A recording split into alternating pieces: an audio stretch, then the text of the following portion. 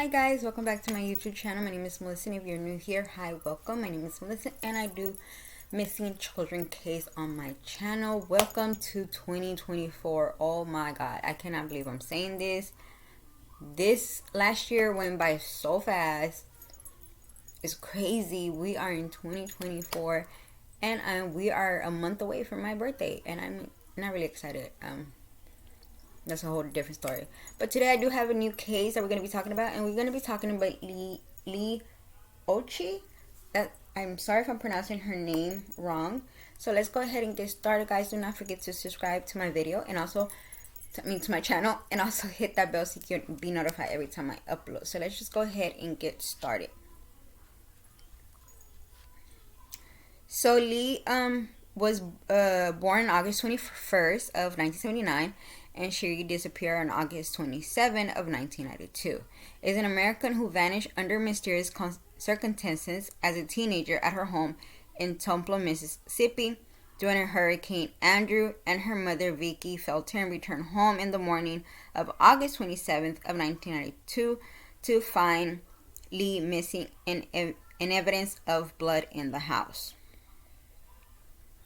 So the search in around Tupelo provides fruitless on September 9th of 1982. Leigh eyeglasses were mailed to her home in an envelope addressed to her ex-stepfather.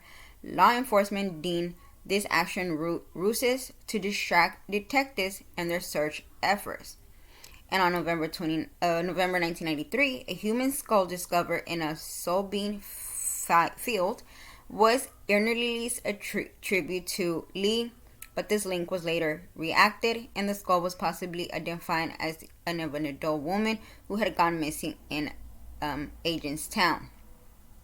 Despite numerous search, Leigh whereabouts remain unknown. Her case has received media coverage from Nancy Grace in 2020, as well as an extensive Exemplary producer podcast in 2017. Leigh Maureen Occhi was born on August 21st of 1979. My bad. In Honolulu, Hawaii. To Donald Occhi and Vicki Felton, both members of the United States Army.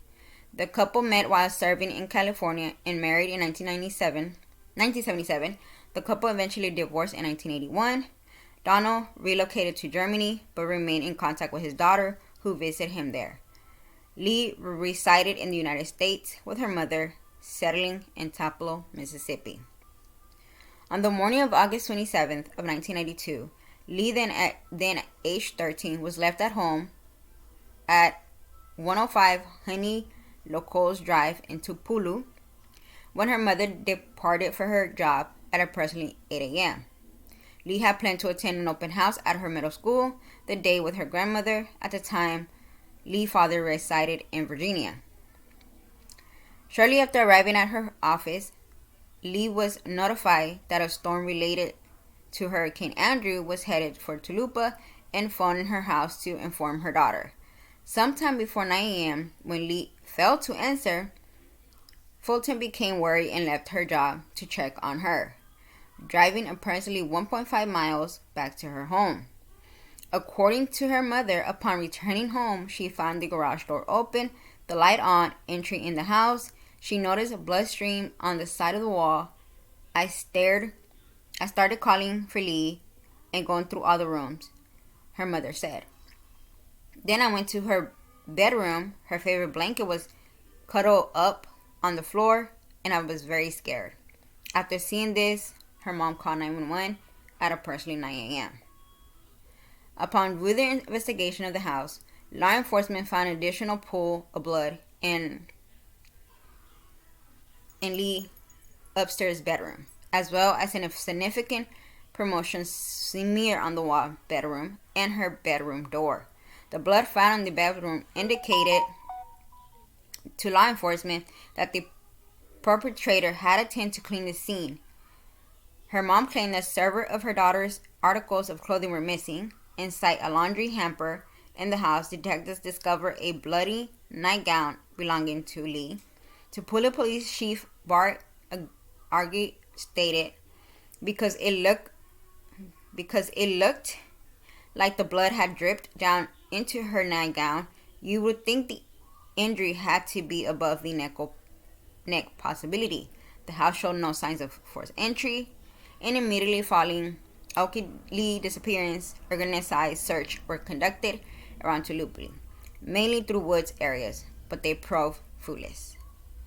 Leigh's father, Donald, felt that his daughter was dead. That day, my ex-wife called me and told me she was missing. My theory is that some bastard beat that child to death in that house. He also stated that while searching for his daughter in Tupelo in September of 1992, he was told by several locals to look at her mother. However, he commented, "I already was doing that. I don't know if her mother was involved." Additionally, rumors circulated alleging that Leigh's stepfather, Bernie Harberter, whom her mother had recently separated from, was abusive towards Leigh.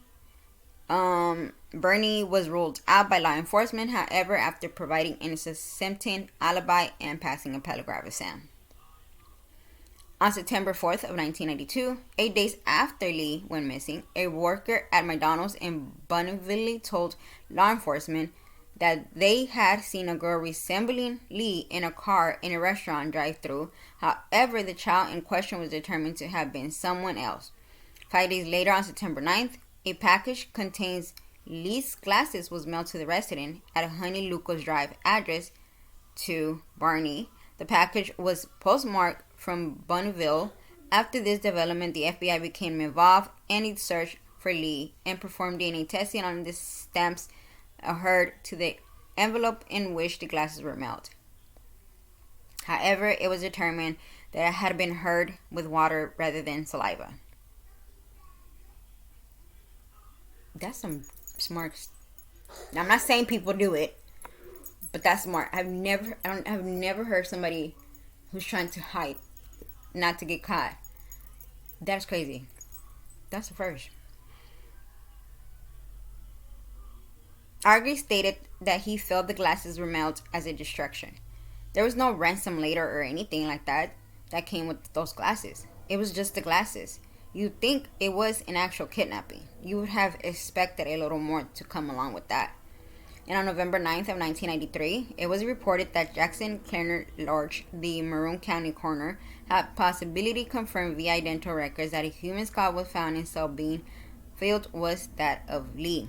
Several days later, however, the identification was rejected. In this reflection, it was stated that the state medical examiner would perform further forensic testing, and the skull, which had been uncovered by a farmer in a ditch along the soybean field. It was subsequently determined that the skull belonged to a 27-year-old Pauline Sue Keith, a woman who had gone missing in March of 1993. I mean, you would think that they would do their job like the right way before they just start assuming that it was a child, but that's just me. After the stepdad passed his polygraph examiner, Felton was administered 3 separate examinations on which local enforcement and 2 with FBI. Intended examiner stated she showed deception in all of them. And in 2017, Agar stated that Felton was still considered a person of interest. You still can't eliminate her. There are still too many unanswered questions for Vicky. And I don't know if that's unusual for somebody to go off to work and say, well, I just left Leigh, but I'm going to call and check on her. Why check on her that soon after you just left her? I'll give my opinion on that at the end of the video. Felton disturbed that she had any involvement in her daughter's disappearance, and has openly stated she believes a man named Oscar McLean, Mike Kenners, was responsible for her daughter's kidnapping. Kenners was convicted in 1999 for kidnapping a couple and raping the woman. And 9 months after Leigh disappeared, kidnapping a ninth grade girl he had met through Tupelo church, raping her in Memphis, Tennessee. For that later crime, Kenners was sentenced to over 80 years of incarceration, but served only half of his sentence, and was released in 1987 before committing this kidnap and rape that resulted in sequence conviction.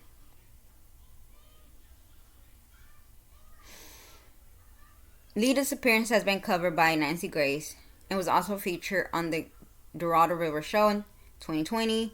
And in 2017, the disappearance was subject of 6-episode podcast titled 13, The Search of Leigh.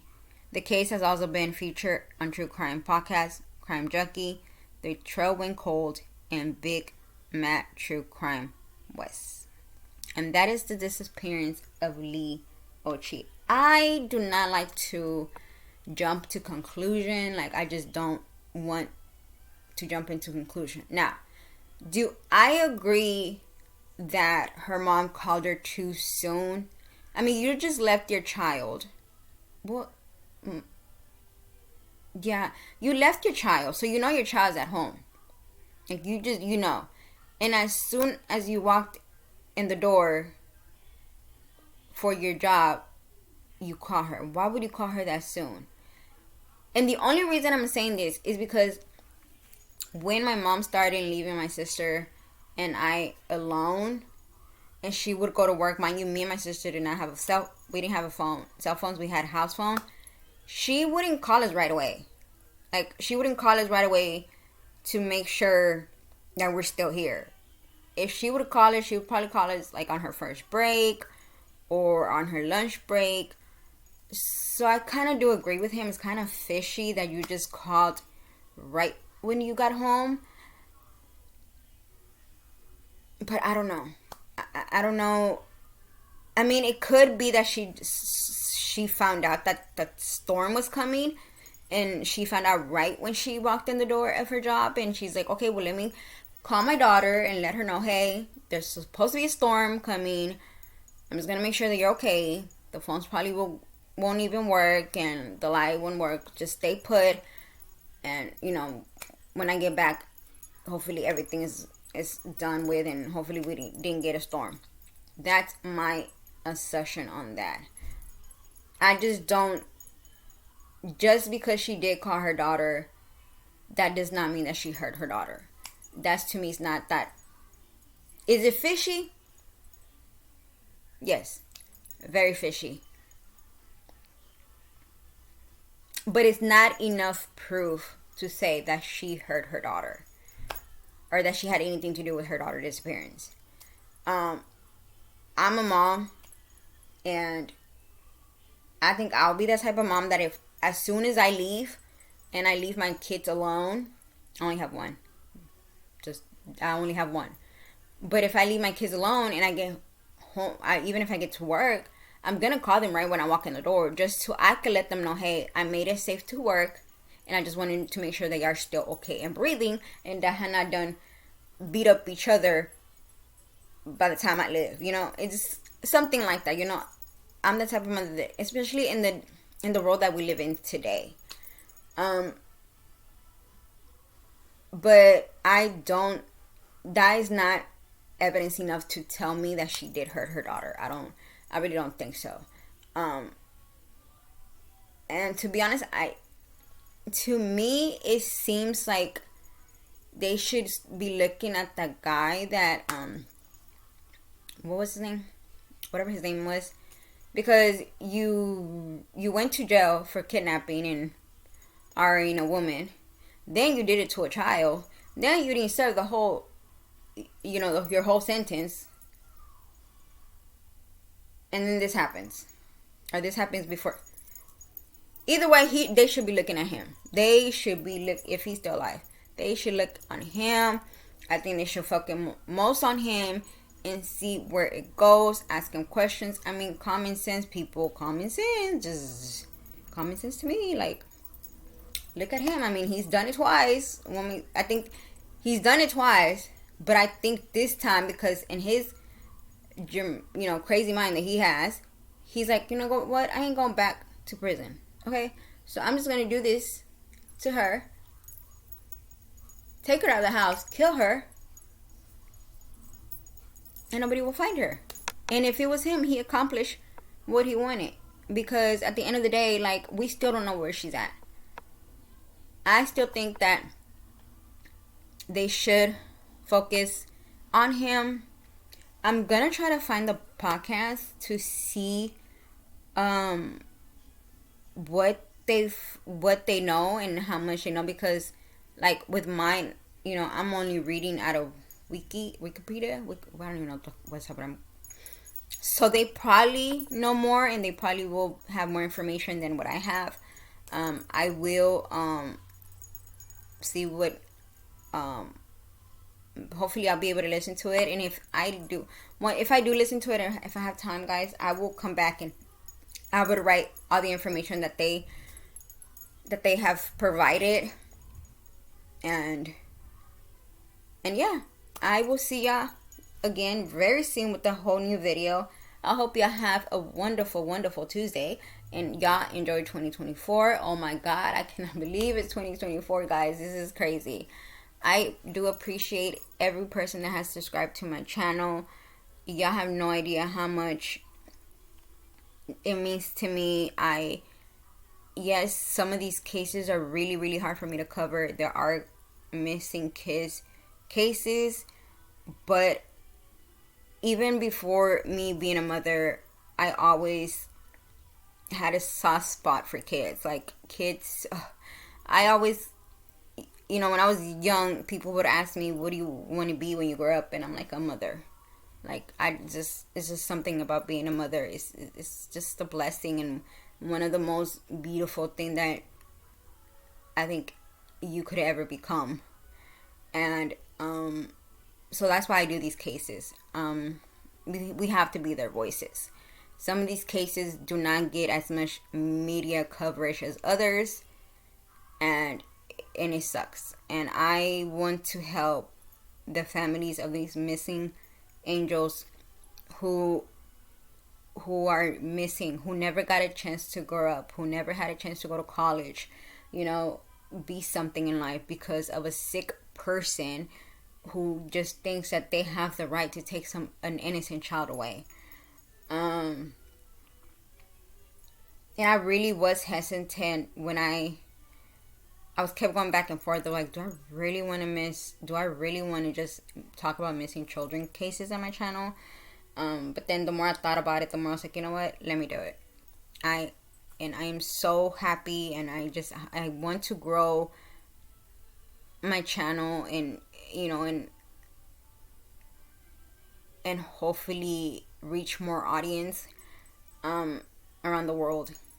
And I hope that y'all can help me make that dream come true, because these little angels need to be found, and we need to be their voices, and these families need answers.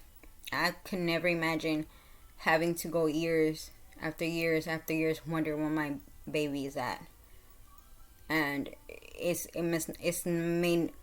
probably not one of the most hardest thing ever. I've always heard people saying, even when it's not just a missing child, but it's like when a loved one passes away, the pain never goes away. You just learn how to move on. And every time somebody that I know, whether it's a friend or a family member, passes away, it hits me. And then like that thing comes back to me, that quote that says, the pain never goes away, but you learn how to keep going. And it's true. When you lose someone, the pain never goes away, but you just have to learn how to keep going in life. And you cannot just stop going. You have to keep going, because they would want that for you. And as hard as it is, it's something that we just have to do. So I will be soon, guys, with a new case. Thank you so much for everything. Thank you for the ones who have subscribed. My birthday's coming up, so all I want for my birthday is to keep growing my YouTube channel, and for y'all to help me, spread these words. If somebody knows anything, like I always say, we people talk. Let the detectives know. No matter how small it is, you just never know.